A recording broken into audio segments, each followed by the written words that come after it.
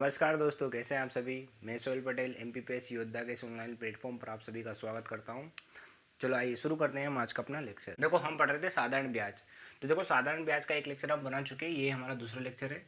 इसमें हम कुछ प्रश्न ले रहे हैं साधारण ब्याज के। देखो, एक प्रश्न है कि किसी धन का, धन मतलब यहाँ पे मूलधन का, साधारण ब्याज की 8% वार्षिक दर से 3 वर्ष का मिश्र धन 6,944 रुपये है, वह धन ज्ञात कीजिए, मूलधन ज्ञात कीजिए। अब देखो, हम जब पढ़ रहे थे हमें मूलधन दिया होता था, वार्षिक दर दे रखी होती थी और समय दे रखा होता था, तो हम क्या निकालते थे, साधारण ब्याज।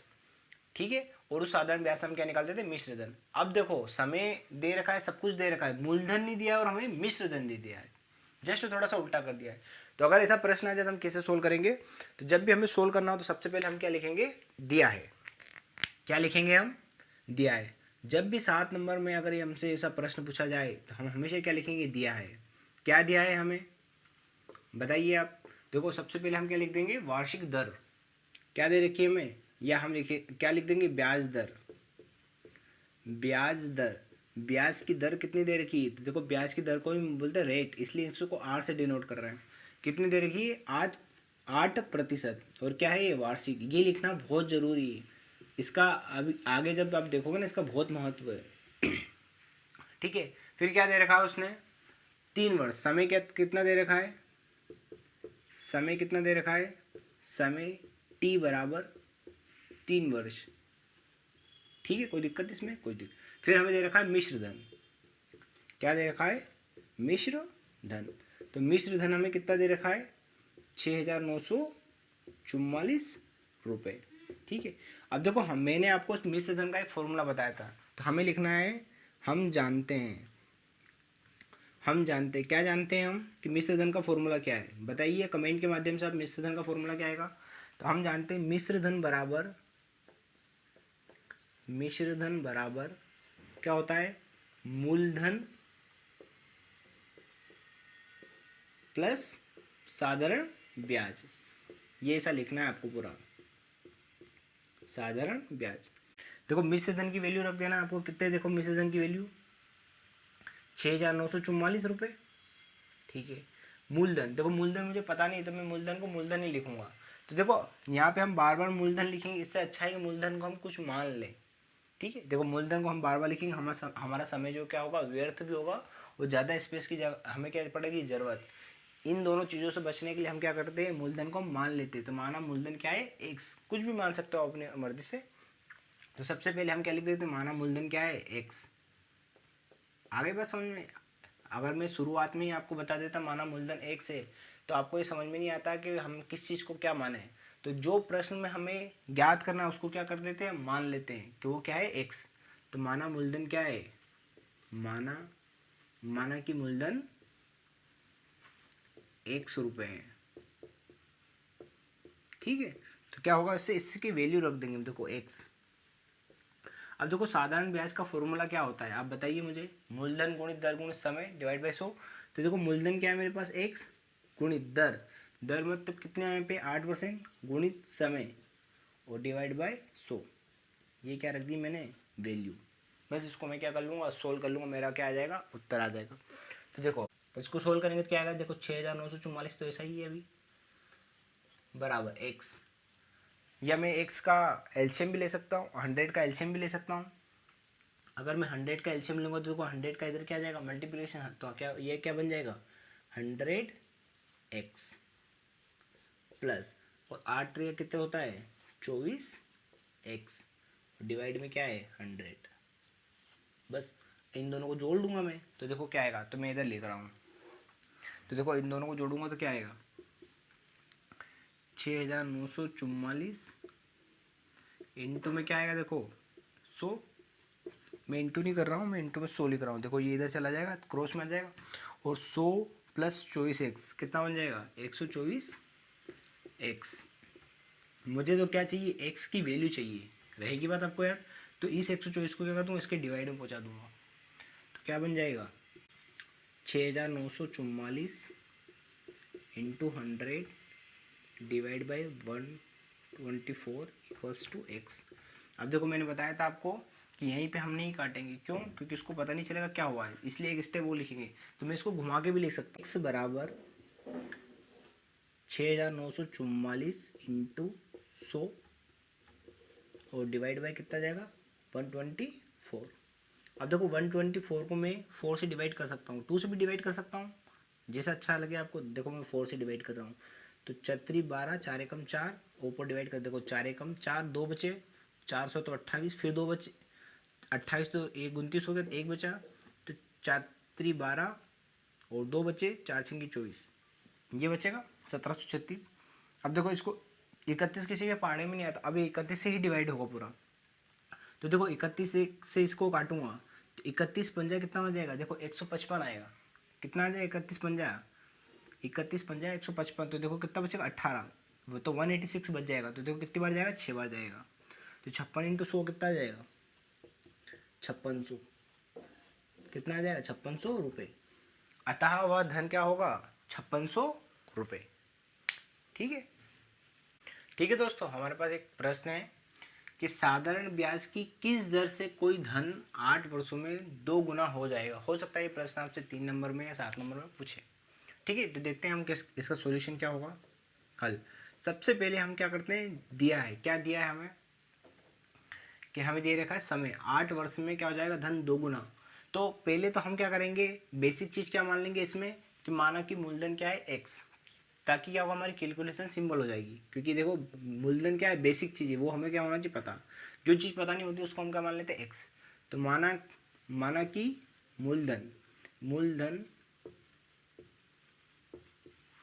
मूलधन x रुपये है, ये हमने मान लिया।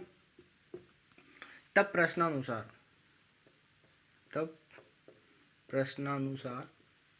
प्रश्न में क्या बोल रहा है वो। अब देखो प्रश्न में दर नहीं दे रखी उसने, वार्षिक दर या ब्याज दर। ब्याज दर तो हमें क्या करना है, ज्ञात करना है। ब्याज दर क्या करना है, ज्ञात करना है। तो ब्याज दर जो आर है, या ब्याज दर को हम क्या कर मान लें, ब्याज दर को हम मान लें कि आर प्रतिशत है। यही हमें क्या करना है, ज्ञात करना है। देखो उसने क्या बोला, साधारण ब्याज की किस दर से, यही रेट निकालना हमें। फिर क्या है, समय कितना दे रखा हमें, देखिए समय, तो समय कितना दे रखा है यहाँ पे देखेंगे हम, तो देखो 8 वर्ष। और ये बोल रहा है कि 8 वर्ष में कोई धन, जैसे ये x है, तो 8 वर्ष में वो धन कितना हो गया 2x। तो क्या हो गया वो, वही तो कहलाएगा हमारा मिश्र धन। रहेगी बात याद, मिश्र धन। तो मिश्र धन कितना हो जाएगा, जो धन है उसका क्या हो गया वो डबल। देखो उसने बोला कि दुगुना हो जाए, किस दर से हम अगर रेट लगाएंगे इस पे, तो ये धन क्या हो जाएगा दुगुना 8 वर्षों में, ये हमें ज्ञात करना है। तो देखो मिश्र धन का फॉर्मूला तो हम हमेशा लिखेंगे हम जानते हैं। बहुत ही बेसिक चीज़ें हैं, अगर आप अच्छे से समझ के करोगे ना सारे प्रश्न को सोल्व कर सकते हो। बेसिक 2 फॉर्मूले मैंने आपको बताए उन्हीं से। तो देखो हम जानते हैं क्या है, मिश्र धन बराबर क्या होता है, देखो मूलधन प्लस क्या होता है साधारण ब्याज।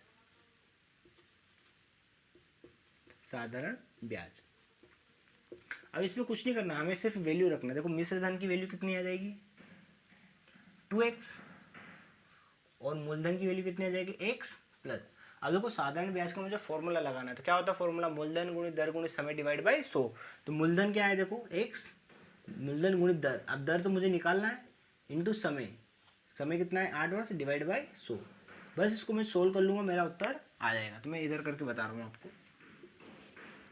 अब देखो ये 2x में से मैं इधर x को इधर ले जाऊँगा, रहेगी बात आपको याद, क्योंकि मुझे क्या करना है इस r की वैल्यू निकालना है। तो ये x में क्या कर रहा हूँ इधर ले जा रहा हूँ, तो प्लस का इधर जाएगा तो क्या हो जाएगा माइनस का। तो 2x माइनस x बराबर, अब देखो इधर क्या बचेगा x into R into 8 divide by 100। अभी देखो मैंने 8 से इसको काटा नहीं है, बाद में मैं काट लूँगा। अब देखो 2x में से एक x गया तो क्या बचेगा 1x बराबर x into R into 8 divide by 100, ये बचेगा। रहेगी बात आपको याद, मैं यहाँ 8 को भी काट सकता हूँ 100 से, ठीक है। अब देखो ये मुझे r निकालना है r, तो बाकी वैल्यू को क्या कर दूँगा मैं इधर पहुँचा दूँगा। तो बाकी वैल्यू को मैं देखो x के इंटू में क्या आ जाएगा, देखो 100 है तो 100 काम हो जाएगा ऊपर, ये 100 ऊपर आ गया, और ये जो ऊपर है वो क्या आ जाएगा नीचे, तो देखो नीचे क्या आ जाएगा x इंटू 8 बराबर क्या बचेगा 8, क्योंकि मुझे यही तो क्या करना है, ज्ञात करना है। देखो x से x कट गया, 8 से 4 से इसको काटूंगा मैं तो कितना आएगा 4 दूना 8, और 4 से इसको काटूंगा तो 4 दूना 8 और 2 बचे 4 पंजे 20, तो 25 बटे क्या आ रहा है 2। तो इसी को मैं लिख सकता हूँ r बराबर 25/2। अब देखो कोई भी वैल्यू जब भी ऐसी 2 से बड़ा है 25 तो इसको हम डिवाइड करेंगे, हमेशा याद रखना है आपको डिवाइड। तो देखो 2 से 25 को डिवाइड करो, देखो 2 एकम 2, फिर देखो कितना है 5, तो 2 दूना 4, 1 बचेगा तो 1/2 25।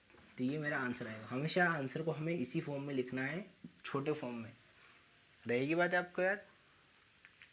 ठीक है दोस्तों, देखो हमारे पास एक प्रश्न है कि एक व्यक्ति ने 2600 रुपये को 3 भागों में क्या करा, उसने 2600 रुपये के 3 भाग, अलग अलग भागों को, एक भाग को उसने 4%, दूसरे भाग को उसने 6% और तीसरे भाग को उसने 8% वार्षिक साधारण ब्याज, ये याद रखना आप, पर उधार दिया, और वर्ष के अंत में प्रत्येक भाग से बराबर ब्याज मिले, बराबर ब्याज मिले, ऐसा उसने बताया कि इन भागों को ऐसा बांटा है उसने कि ब्याज क्या हो, तीनों भागों से बराबर ब्याज उसको मिले। ठीक है, रेट क्या दे रखी अलग अलग, तो 4% की दर पर उसने कितना धन उधार दिया था, ये हमें ज्ञात करना है। तो सबसे पहले क्या कर लेंगे हम, जैसे हमें सबसे पहले इस प्रश्न में मुख्य रूप से क्या है, 26 रुपये को उसने 3 पार्ट करे, तो हम मान लेंगे 3 पार्ट क्या है। तो आइए देखिए सॉल्यूशन क्या होगा इसका। हम अपनी मर्जी से मान रहे हैं कि माना कि व्यक्ति ने 2600 रुपये के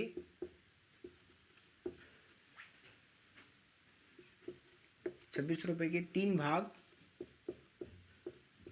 x, y तथा z किए। रहेगी बात आपको याद? या हम ऐसे भी मान सकते हैं कि उस व्यक्ति ने 2600 रुपये के x, y, z 3 भाग किए। ये हमने मान लिया 3 भाग किए, तो क्या होगा 3 भाग, तो x plus Y plus Z क्या होगा 2600 रुपये के बराबर होना चाहिए। तब क्या होगा, ये आपको लिखना है। तो x plus Y plus Z, अगर मैं 2600 रुपये 3 भाग करूंगा तो ये आना चाहिए कि नहीं आना चाहिए मेरे पास, बराबर क्या आएगा 26 रुपये। मैं इसको इक्वेशन 1 नाम दे देता हूँ क्योंकि ये इक्वेशन बन गई मेरी, हमने पढ़ा था समीकरण क्या होता है। अब देखो प्रश्नानुसार हम पढ़ेंगे, क्या लिखेंगे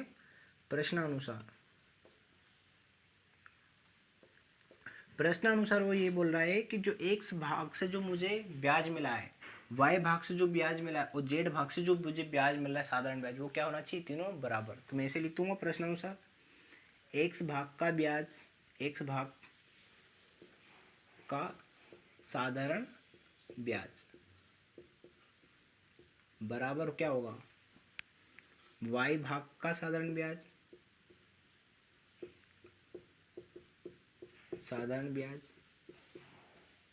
बराबर क्या होगा z भाग का साधारण ब्याज। देखो कुछ भी नहीं है, जो प्रश्न में दे रखा है बस हमें उसको ही अच्छे से समझ के क्या करना है, रख देना है। बस इसमें इतना सा इंपॉर्टेंट था कि ये हमें क्या करना है बराबर, बस इसी से हमारा प्रश्न क्या हो जाएगा सोल्व। बस x भाग का साधारण ब्याज, तो साधारण ब्याज का फॉर्मूला क्या होता है, मूलधन गुणित दर गुणित समय। तो देखो मूलधन क्या आ जाएगा x, ठीक है, मूलधन गुणित दर। अब देखो दर कितनी है x भाग की 4, समय कितना है देखो 1 वर्ष, वर्ष के अंत में पूछ रहा है तो 1 वर्ष डिवाइड बाय 100। इसमें कोई दिक्कत आपको? फिर देखो y भाग का क्या आएगा, y इंटू दर क्या आ जाएगी 6 इंटू क्या आ जाएगा 1 डिवाइड बाय क्या आ जाएगा 100। इसमें कोई दिक्कत आपको? फिर देखो z बराबर क्या आ जाएगा, z इंटू, अब दर कितनी है 8 और इंटू में क्या आ जाएगा 1 डिवाइड बाय क्या आ जाएगा 100। इसमें कोई दिक्कत आपको यहाँ तक? अब क्या करूँगा देखो 100 से 100 तीनों में 100 है तो क्या आ जाएगा, कट जाएगा, तो क्या बच जाएगा, देखो 4x बराबर 6y बराबर 8z। इसको मैं और भी सोल्व कर सकता हूँ, और भी छोटा कर सकता हूँ, देखो 2 से तीनों को मैं डिवाइड भी कर सकता हूँ, ये और छोटा हो जाएगा, किंतु मैं यहीं पे रख रहा हूँ उसको। ये क्या होगा समीकरण 2। अब देखो क्या करना है, आपके पास एक समीकरण ये है, आपके पास एक समीकरण ये है, मुझे क्या करना है इसको सोल्व करके x y z की वैल्यू निकालना है। ठीक है। इसमें तो मुझसे क्या पूछा है उसने, 4% की दर पर। तो 4% की दर पर धन कितना x, तो मैं x की वैल्यू निकाल लूँ यहाँ से। तो क्या करूँगा, ये जो समीकरण 2 है यहाँ से क्या करूँगा, y का मान निकाल लूँगा x के रूप में, तो मुझे x मिल जाएगा। तो देखो समीकरण 2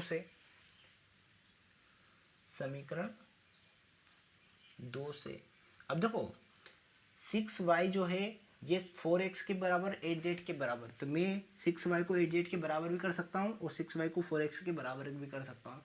किंतु मैं किसके बराबर करूँ ये मुझे कैसे पता चलेगा, मुझे यहाँ से पता चलेगा। मुझे किसी एक के रूप में क्या करना है, सारी वैल्यू को निकालना है। तो देखो x की वैल्यू मैं नहीं निकाल रहा, तो y को किसके रूप में निकालूंगा, x के रूप में। z को भी किसके रूप में निकालूंगा, x के रूप में, ताकि क्या हो, x की वैल्यू निकल आए। रहेगी बात आपको याद। तो ये देखो यहाँ से y की वैल्यू निकालूंगा, तो समीकरण 2 से y बराबर क्या आ जाए, देखो y की वैल्यू अगर मुझे निकालना है तो इस 6 को इसके डिवाइड में कर दूंगा, तो 4x डिवाइड बाई 6 ये एक वैल्यू आ जाएगी। और z बराबर क्या आ जाएगा, अब इस z को मैं किसके बराबर करूँगा, x के। तो देखो मुझे z की वैल्यू चाहिए, तो 8 का क्या कर दूंगा, डिवाइड। तो 4x में किसका डिवाइड कर दूंगा, 8 का से। तो समीकरण 2 से y बराबर 4x, z बराबर 4x डिवाइड बाई 8 का मान कि बताइए आप किस में रखेंगे, का मान समीकरण 1 में रखने पर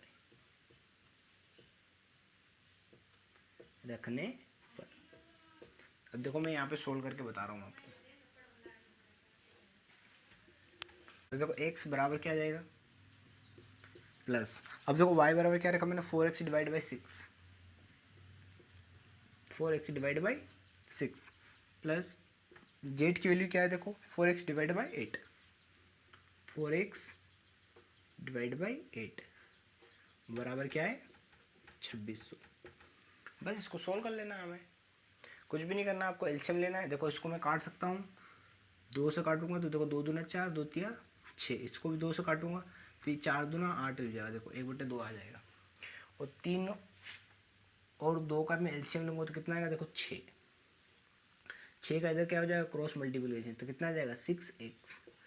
3 दूना 6, 2 बार कटेगा तो कितना आ जाएगा, 2 का इंटू हो जाए तो क्या आ जाएगा, देखो 4x, 2x तो है ही सही, 4x, 2 तिया कितना है 6, तो ये कितना आ जाएगा 3x बराबर कितना आ जाएगा 2600। रहेगी बात आपको याद। मैं इसको थोड़ा सा मिटा रहा हूँ, देखो इसको सोल्व करेंगे तो कितना आ जाएगा आप बताइए, 13x, देखो 6 और 4 10 और 3 13x, तो 13x बराबर 2600 इंटू 6। मुझे तो क्या चाहिए, x की वैल्यू चाहिए, तो x बराबर चाहिए, तो मैं इस 13 को इसके क्या कर दूंगा, इसके डिवाइड में पहुँचा दूंगा। तो 2600 इंटू 6 डिवाइड बाई 13, तो देखो 13 दूना कितना होता है 26, और 6 दूना कितना आ जाएगा 12, तो क्या आ जाएगी 1200 रुपये। तो x, तो उसने क्या पूछा है, 4% की दर पर उसने कितना धन उधार दिया, तो 4% की दर पर उसने 1200 रुपये क्या दिए, उधार दिए। रहेगी बात आपको याद। अब आप कमेंट के माध्यम से बताइए कि 6% पर उसने कितना धन उधार दिया होगा और 8% पर उसने कितना धन उधार दिया, ये भी हम ज्ञात कर सकते हैं। आज के लिए इतना है दोस्तों, धन्यवाद। और यदि मेरी वीडियो आपको पसंद आती है तो आप लाइक शेयर सब्सक्राइब जरूर कीजिए।